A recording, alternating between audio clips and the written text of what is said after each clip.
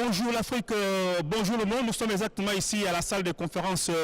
de Sipopo, à une quinzaine de kilomètres de Malabo, la capitale de Guinée équatoriale, où vient de s'ouvrir la 6e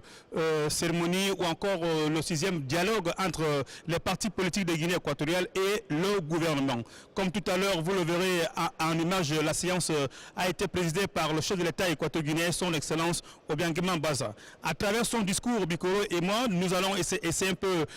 vous donner les différents points ici soulignés par le chef d'État, les différents points qui seront abordés tout au long, bien sûr, de cette 6e rencontre entre les partis politiques de Guinée équatoriale et le gouvernement. Alors, sans plus tarder, M. Bikoro, bonjour et bienvenue. Il faut d'abord présenter la situation qui prévaut ici en Guinée équatoriale, dans la sous-région Afrique centrale et certainement au plan international et mondial.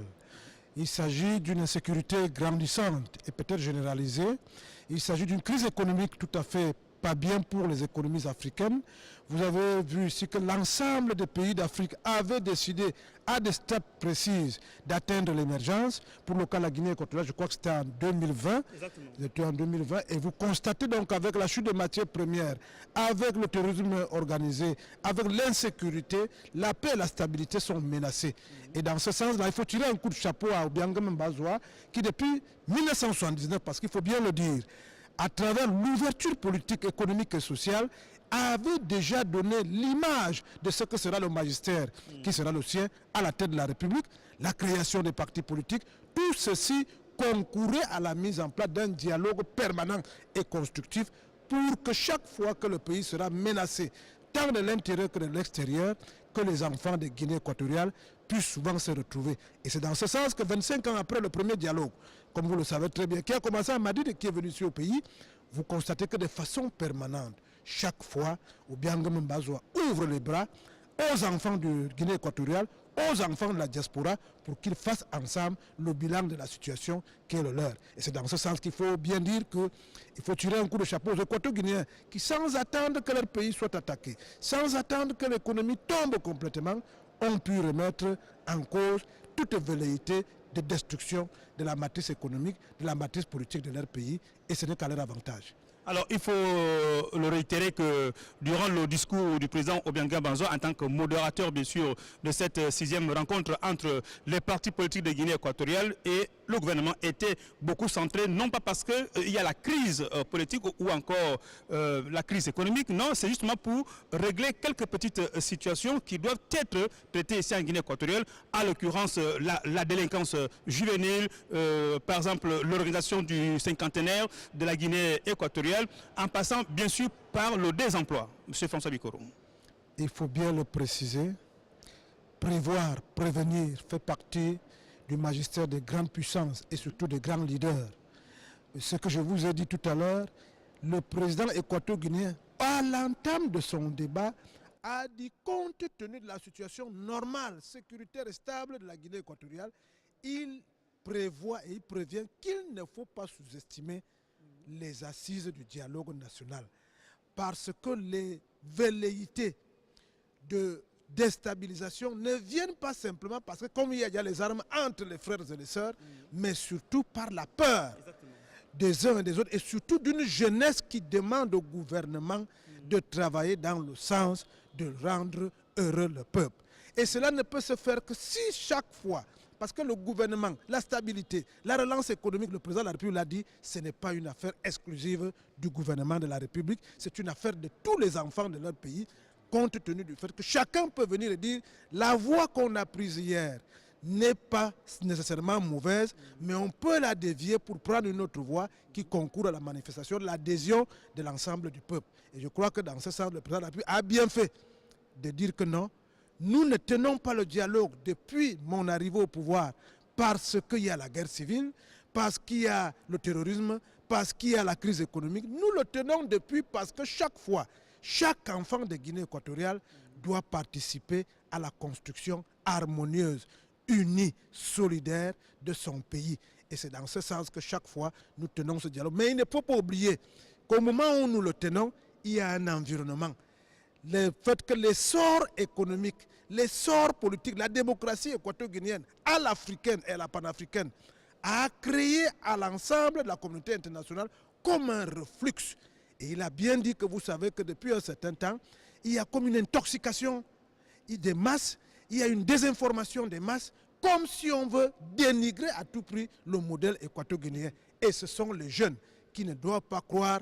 qu'ils sont abandonnés, parce que tout ce qu'on conçut en Guinée équatoriale, c'est pour les jeunes de demain. C'est dans ce sens qu'il s'est réjoui que tous les partis politiques, même les plus rudes, ont répondu à l'appel, répondent à l'appel depuis un certain temps. La jeunesse, la diaspora, que l'on disait qu'elle n'est pas avec la Guinée équatoriale, a répondu massivement à l'appel. Il appartient maintenant à la société civile, à l'intérieur comme à l'extérieur, au cours de ces une semaine de travail intense,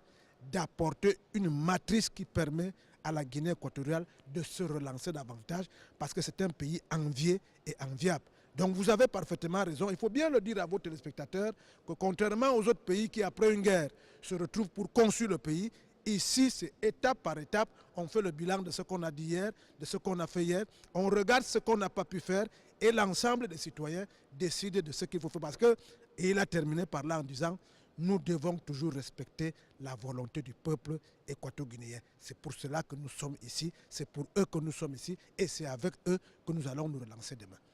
Voilà, nous vous rappelons également, chers panafricanistes, que nous serons ici tout au long de la semaine, puisque le dialogue a démarré aujourd'hui le 16 et va s'achever donc le 21. Et justement, à la sortie bien sûr de cette salle de conférence, nous avons eu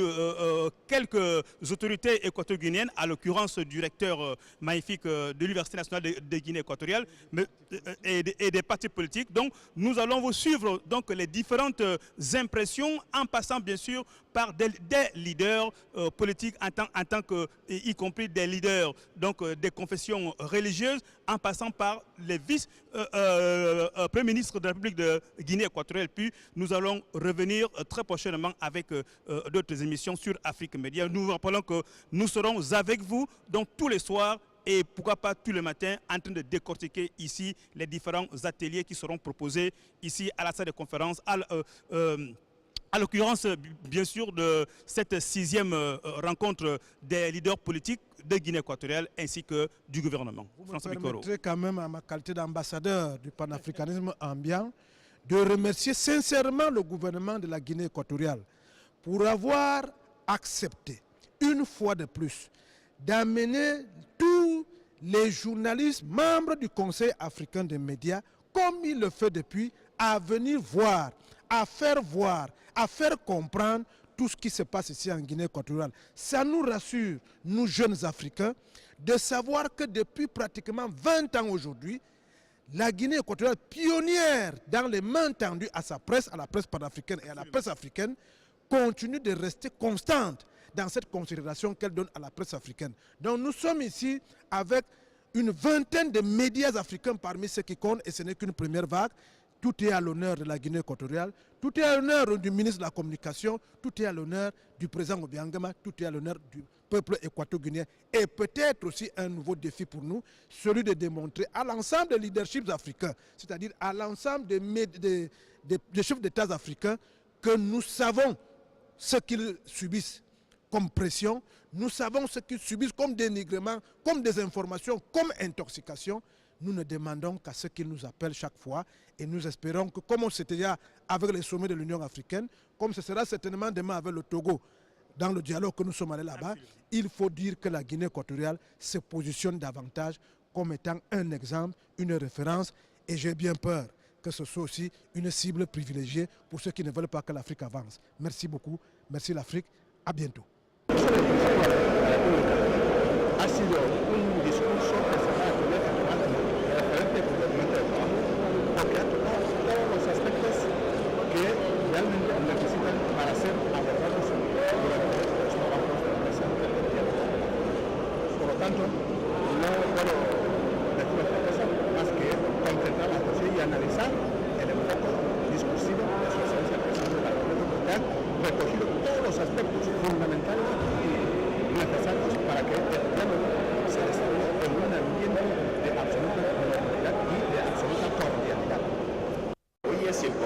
Para los actores políticos de la República de Guinea Ecuatorial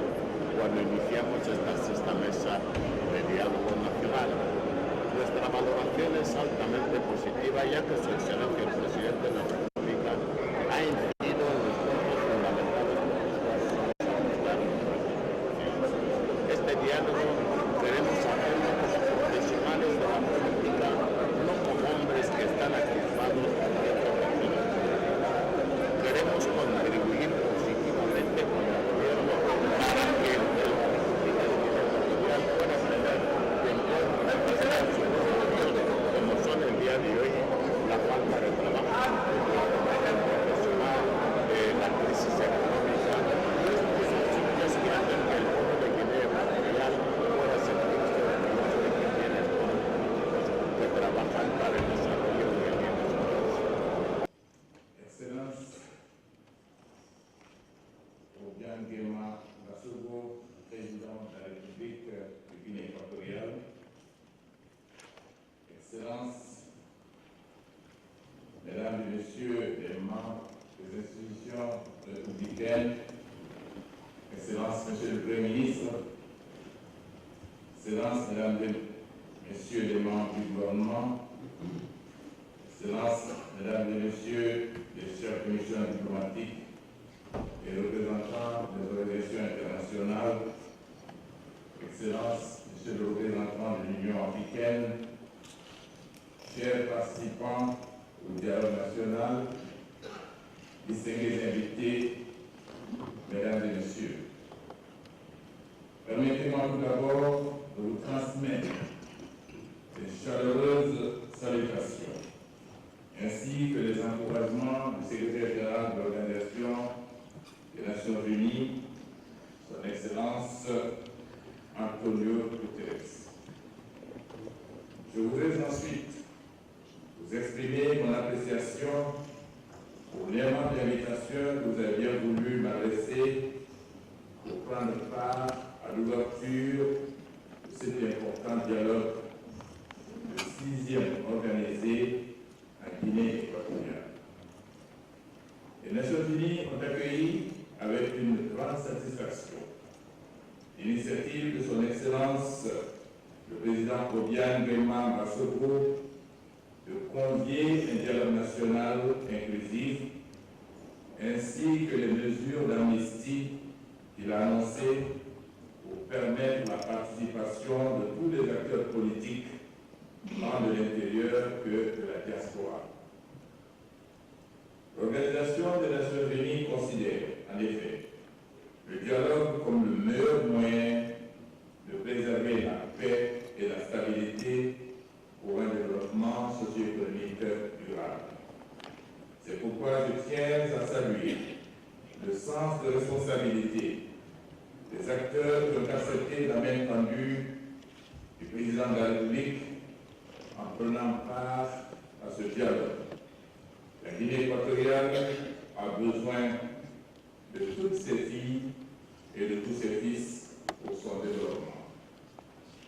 Au moment où la Guinée équatoriale joue un rôle actif au Conseil de sécurité des Nations Unies, la tenue d'un tel événement est à saluer. Je n'ai aucun doute que les discussions seront franches et ouvertes durant les 6 jours que durera ce dialogue et qu'en sortiront des résolutions pertinentes qui permettront de contribuer à la stabilité et au développement de notre pays. Les Nations Unies, notamment à travers mon bureau pour l'Afrique centrale et celui de la coordinatrice régionale ici à Malabo, se tiennent à vos côtés et sont disposés à apporter tout l'appui que vous jugerez opportun. Pour terminer, je voudrais souhaiter un très bon dialogue et vous remercier de votre aimable attention. Independientemente de esta introducción de los logros que a través del diálogo hemos podido alcanzar desde 1979, la sexta mesa, nos interpela a recordar y hacer valoraciones de conciencia con respecto a nuestro pasado colonial, que imperó en nuestro país durante 2 siglos y el sistema dictatorial impuesto al pueblo durante los primeros 11 años de la independencia nacional, durante los cuales, y por su falta de respeto a la libertad y dignidad del hombre, el pueblo de Guinea Ecuatorial no pudo hacer nada a iniciativa propia como ahora para discutir los problemas que le conciernen en un contexto global.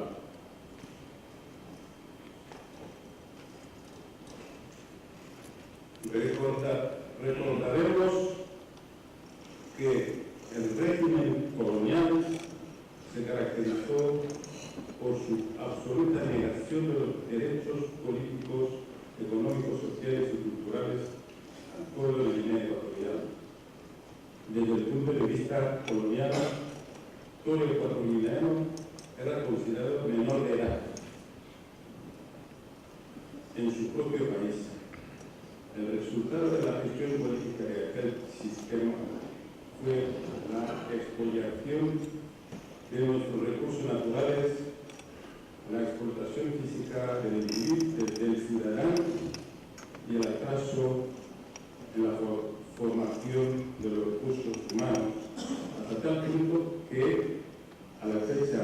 de la independencia de Guinea Ecuatorial apenas el país contaba con 15 titulados técnicos superiores. Por lo mismo, el periodo de la dictadura de 11 años culminó el estado de atraso que confundió la verdadera libertad con el libertinaje y anatomía de los jóvenes, ignorando los valores positivos de la cultura del pueblo. El resultado fue el aniquilamiento de las potencialidades del desarrollo, la extrema pobreza y el exilio de la población al extranjero. Estimados compatriotas, con la madurez política que ha venido alcanzando nuestros actores políticos en este proyecto, en ese trayecto del diálogo, pedimos que a esta sexta ronda del diálogo se respete y se dé la consideración que se merece, porque todo lo que es hoy Guinea Ecuatorial y lo que representa a nuestro país ha sido en virtud del diálogo y ha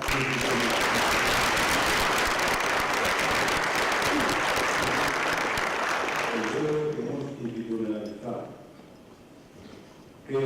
jurídicamente constituye la voluntad del pueblo de Guinea Ecuatorial, la ley fundamental votada por el pueblo, el ordenamiento jurídico correspondiente y las autoridades que de ella emanan lo son en virtud de la autoridad del pueblo. Esta mesa de diálogo tendrá legitimidad para censurar toda la actuación de las autoridades y personas de referencia, pero no así a la naturaleza de la misma, ni de las leyes que las engendraron. La sexta mesa del diálogo nacional no se ha convocado porque exista una crisis institucional del Estado, ni tampoco porque haya una crisis de inestabilidad política o social, de ingobernabilidad del Estado. Hemos convocado este diálogo a partir de la voluntad que nos anima para conducir a nuestra nación al entendimiento, a la unidad de criterios, a reforzar la confianza entre los ecuatorianos, a la unidad nacional, a la paz y solidaridad del pueblo, al alcanzar la nación los 50 años de independencia, que son la boda de oro.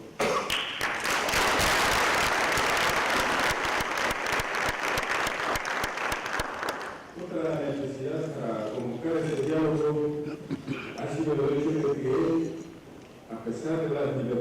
públicas que justificamos con el último reconocimiento de 18 o 19 partidos políticos, si contamos con los que ya fueron legalizados, desde el año 1992, la institucionalización posterior de este diálogo, no podemos comprender las manifestaciones políticas en actos de violencia y la campaña mediática sistemática que podemos calificar como un diálogo de solos entre el gobierno y el pueblo, por una parte, y la oposición radical por otra. Este diálogo de solos se manifiesta con las tentativas fraguadas para invadir la República de Guinea Ecuatorial en 3 ocasiones sucesivas, hechos que no son desconocidos por nadie, y la campaña permanente de inmigración contra el pueblo y el gobierno de la República de Guinea Ecuatorial. Mientras que este pueblo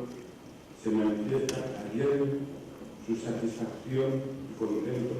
con el estado de paz actual del país, obteniendo sus necesidades más elementares. No creemos que este statu quo beneficie a la nación ecuatoriana porque, ante todo, debe prevalecer el honor y la dignidad nacional frente a las aspiraciones personales de los individuos, llámase políticos o activistas. A través de este diálogo estamos haciendo una autocrítica de nuestra democracia nacional para buscar una reconciliación de los intereses políticos de las partes, adoptar soluciones consensuadas entre el desarrollo político, económico y sociocultural para producir cambios proactivos en armonía para la mejor evolución de la nación, respetando las especificidades de cada grupo para garantizar la paz reinante. La democracia que desarrollamos a través del diálogo debe representar la voluntad del pueblo que, de acuerdo a los términos constitucionales, ninguna persona, grupo o fracción de personas lo puede reivindicar.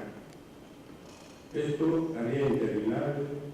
el diálogo de formas a que me he referido anteriormente, porque mientras algunos predican por la dictadura, la falta de derechos humanos, la mayoría del pueblo en la que se encuentra el gobierno va por la aplicación estricta de la ley. No se puede dudar que ha habido cambios profundos en el proceso político seguido desde 1979, y más concretamente desde que instauramos nuestra teoría de ensayo democrático. En efecto, a nivel político, hemos institucionalizado el sistema político pluralista en el país, reconociendo partidos políticos para un país que han llegado a ser 18 partidos políticos para un país de apenas 1.500.000 habitantes. Hemos reformulado 4 veces la ley fundamental del Estado para refinarla a los niveles de países avanzados en democracia. La última versión de esta Constitución aporta el mandato del presidente de la República en la jefatura del Estado